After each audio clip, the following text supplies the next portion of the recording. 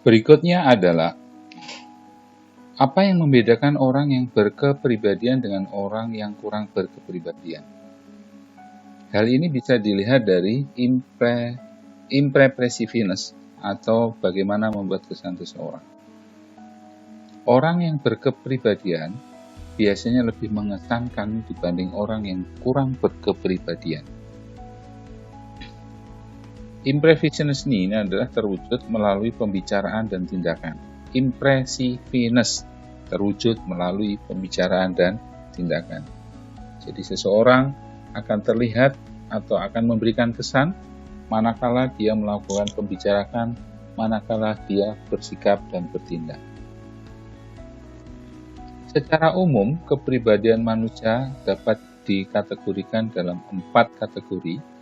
Yang pertama adalah tipe kepribadian koleris, di mana orang yang mempunyai tipe ini bercirikan pribadi yang suka kemandirian, tegas, berapi-api, suka tantangan, dan dia menjadi bos atas dirinya sendiri.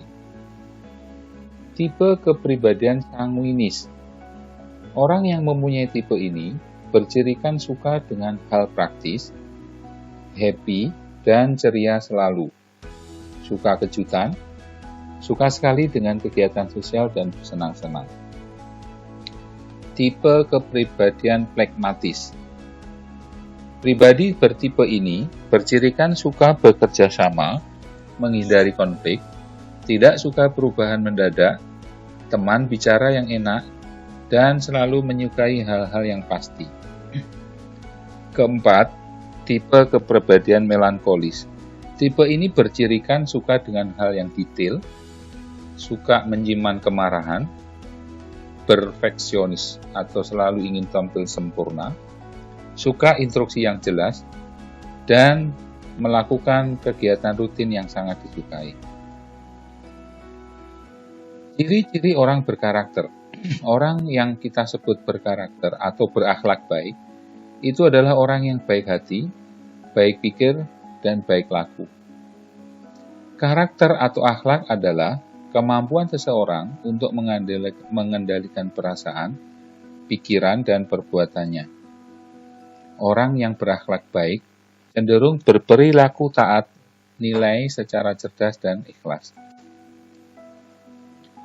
3 unsur utama kepribadian yang kita kenal. Pertama adalah good feeling, yaitu memahami dan menghayati tata nilai secara baik, yang dengan hal tersebut seseorang akan memiliki perasaan yang baik. Good knowing, memperkaya diri dengan ilmu pengetahuan yang bermanfaat, yang menjadikannya manusia yang cerdas. Good acting, memperkaya diri dengan berbagai keterampilan, yang akan menjadikan seseorang atau pribadi dapat berbuat baik dan benar.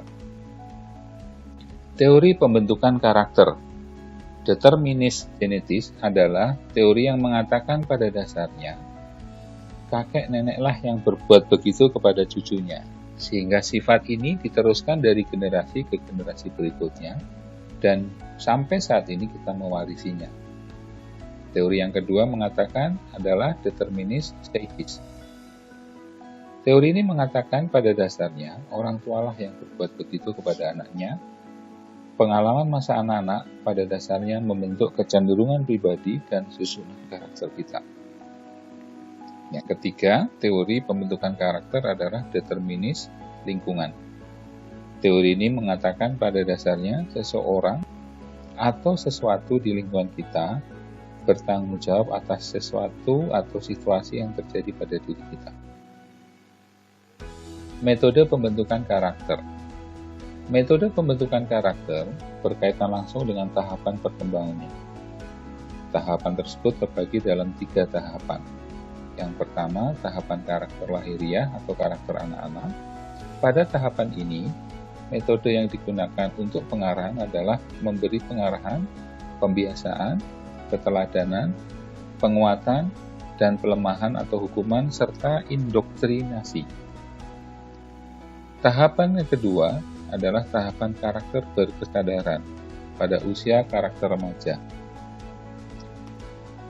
Pada tahapan ini, perilaku berkesadaran Metode yang digunakan adalah penanaman nilai melalui dialog yang bertujuan meyakinkan, pembimbingan, bukan instruksi dan pelibatan, tetapi bukan pemaksaan. Tahapan ketiga adalah kontrol internal atas karakter, lebih dikenal dengan karakter dewasa, yaitu pada tahapan kontrol internal atau karakter, maka metode yang diterapkan adalah perumusan visi dan misi hidup pribadi, serta penguatan akan tanggung jawab langsung kepada Tuhan. Proses pembentukan karakter. Karakter terbentuk setelah mengikuti proses sebagai berikut. 1. Adanya nilai yang diserap seseorang dari berbagai sumber, agama, ideologi, pendidikan, temuan sendiri atau lainnya. Selanjutnya, nilai membentuk pola pikir seseorang yang secara keseluruhan keluar dalam bentuk rumusan visinya. 3. Visi turun ke wilayah hati membentuk suasana jiwa yang secara keseluruhan membentuk mentalitas. 4. Mentalitas mengalir memasuki wilayah fisik dan melahirkan tindakan yang keseluruhan disebut sikap. 5. Sikap-sikap yang dominan tadi dalam diri seseorang yang secara keseluruhan mencintai dirinya adalah apa yang disebut sebagai kepribadian atau karakter itu sendiri. Langkah-langkah mengubah karakter. Untuk mengubah karakter seseorang bisa melakukan 3 langkah berikut.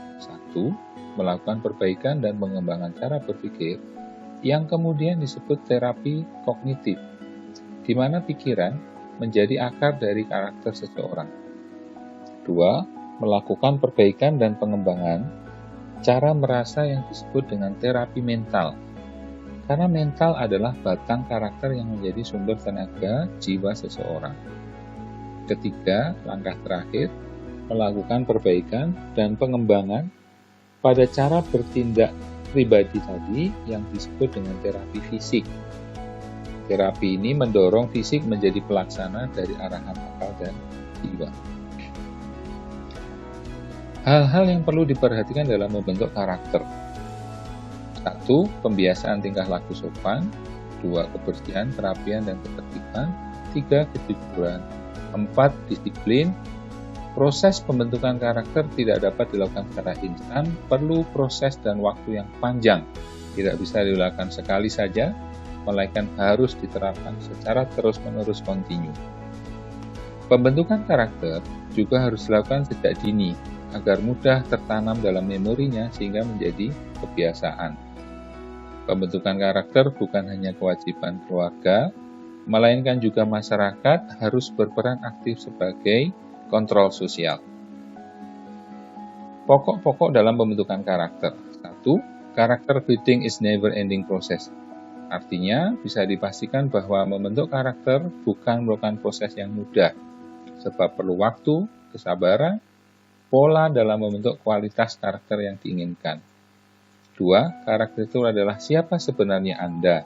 Sebagian kalangan berpendapat bahwa karakter secara sederhana didefinisikan sebagai suatu rangkaian sifat-sifat kejiwaan yang khas yang relatif bersifat tetap pada seseorang, menjadi ciri khas sikap batin yang membedakan seseorang dengan orang lain. 4. Karakter setiap orang pasti berbeda.